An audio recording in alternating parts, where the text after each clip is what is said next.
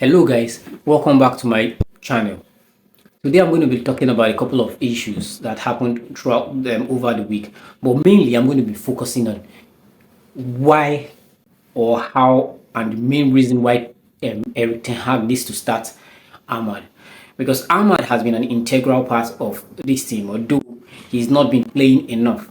But I feel that Ten Hag, with the season running out and we having less difficult games going into the end of the season, that Ten Hag should give Ahmad some playtime. Yes, because it would go a long way to boost how it affects his psychology. Aside also give him some playtime, we would also get to see that technical ability which made us buy him from what we call from Atalanta.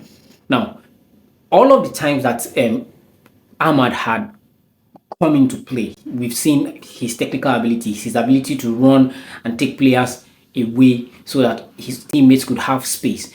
Also, his ability to hold on to the ball to an extent. But I would just plead with Ten Hag, please, for the rest of our games, give Ahmad a chance.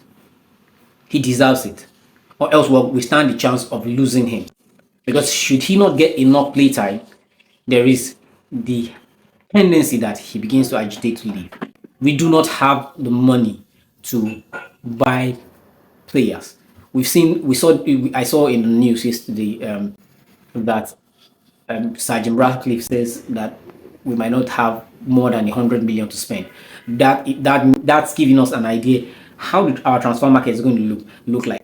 And why am I saying how our transfer market is going to look like? Because we need to ship out players. If we don't ship out players, we're not going to be able to net in funds to buy bring in more players. And importantly, we need those players for the next season.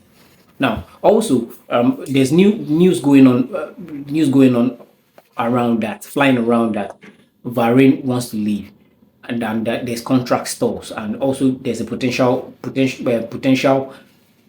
information out there that Casemiro too might leave. So should these guys leave, it will free up a bit of our wage bill.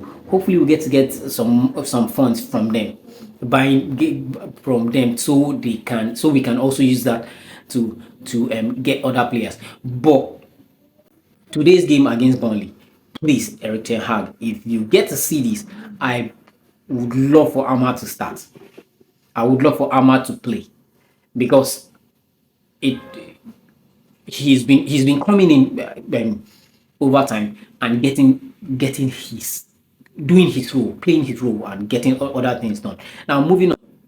Now, I'm going to there's this adage in the Yoruba language that says when a child of the soil, a son of the soil, is given an opportunity, he needs to put in his very best because everybody's eyes are going to be on him. That's the case of Rashford now. Rashford is from Manchester United. He grew up in Manchester United.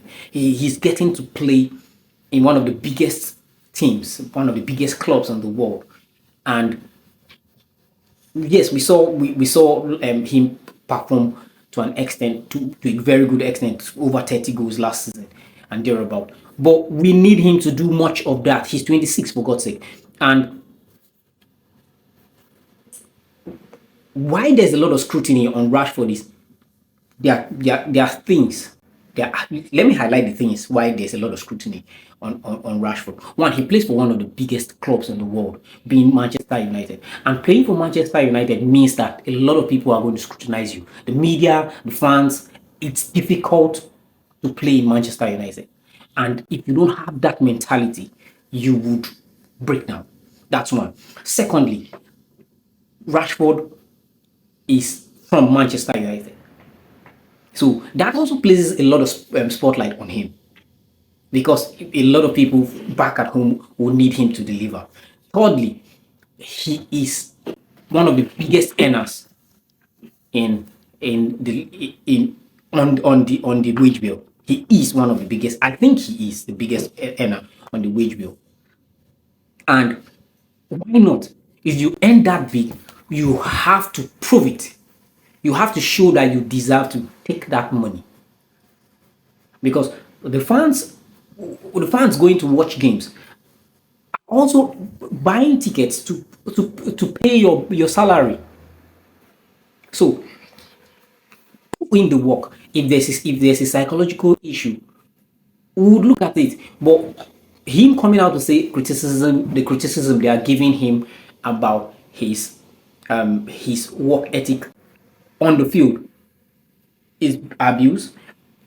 I'm yet to see the abuse, but if he's getting abused, that needs to stop. If it is not about his football, his attitude on the pitch, those people that are insulting him or abusing him needs to stop it.